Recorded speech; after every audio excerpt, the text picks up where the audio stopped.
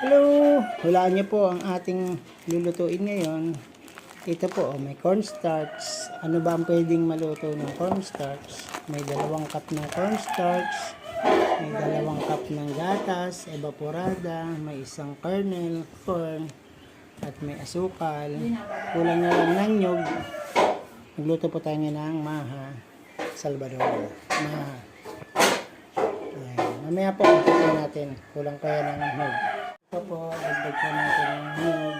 3 nyug po ang kailangan. At yan ay kakayudin. Ito po ang first step, maggata. 3 niyog ang partner niya.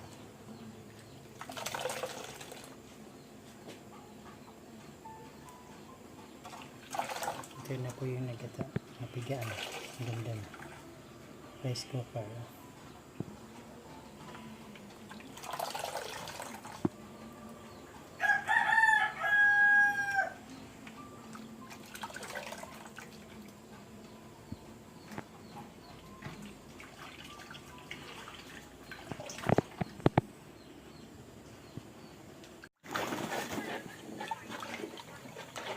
Yan, nilagay na po natin ng milk, coconut milk, at saka ang cornstarch, 2 cup, 2 cup na cornstarch, at 3 coconut.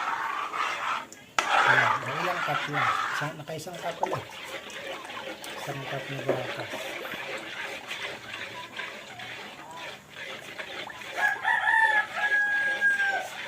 Mix na mix. Mixer. Mix ko lang. Meron tayong mixer dapat yan. Mixer. Tapos, sangkat ng sugar. Sangkat ng sugar. Sangkat ng cornstarch. 3 nyug. 3 cup na nyug. Haluin lang siyang haluin. Yang malusaw yung asukal. Wala akong bukas. Hindi ka nakabukas ng tangke.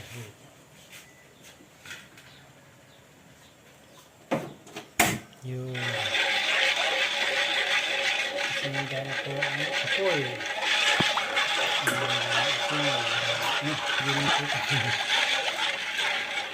Nalagay na rin po natin yung mais. Mix lang ng mix po yan. Yung asukal po, nalagyan natin tama lang sa tamis. Nalagyan na rin po natin yung cornstarch. Yung gata na yun. At yung gatas. Pampayami. Pampakrimi. Halo lang ng halo. Mga ilang minutes lang ito. Madali na itong maluto.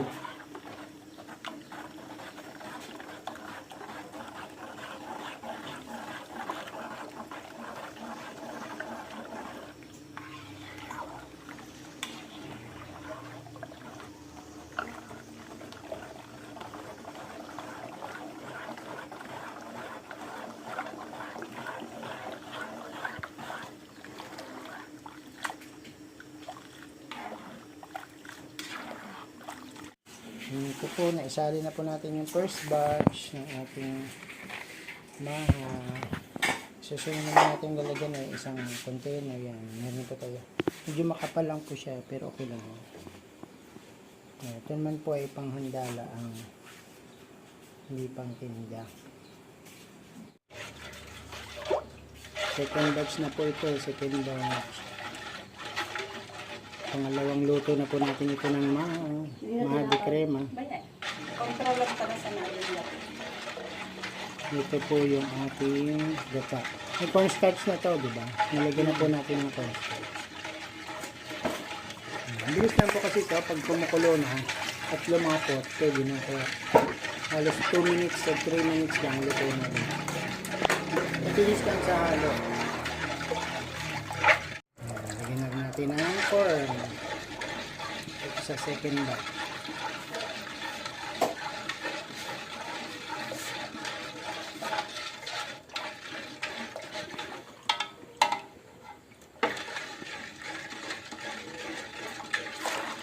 Yun, lagyan na natin ang inog.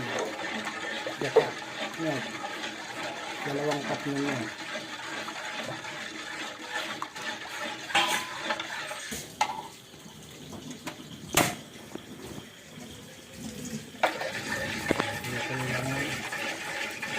Ito lang kahalo.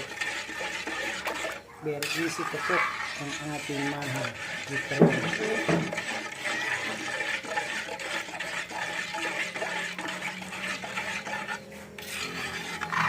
Hindi po kung grater tayo ng cheese. Hindi yung cheese po lang ito natin dyan. May grater pang ibabaw po yun. Lalagay nyo sa ibabaw ang cheese na grated. Yung queso de bola, magnolia queso de bola.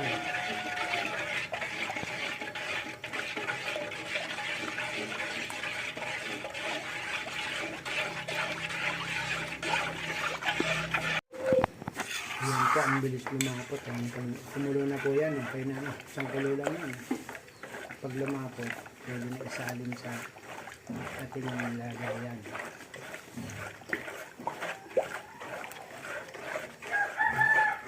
Asukal, meron na rin ito, no? Meron na. Okay na.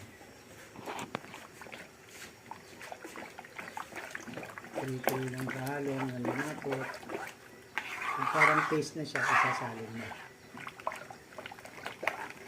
Ito yung final touches natin ng ating yung ating final touches ng nakagawa po tayong dalawa. Ito pong ating cheese ay gagrind natin yan, grater ang ibabaw. Tapos ito pa po yung isa, looks yummy. Lagyan na po natin ng slice ng ating maha blanca.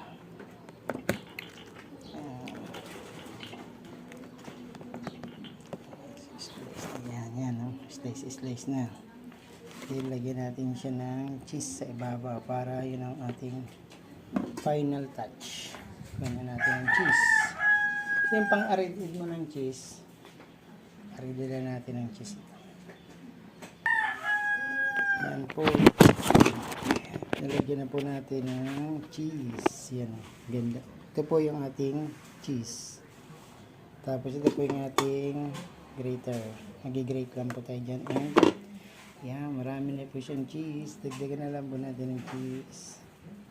And thank you for watching my video, Maha Blanca with cheese.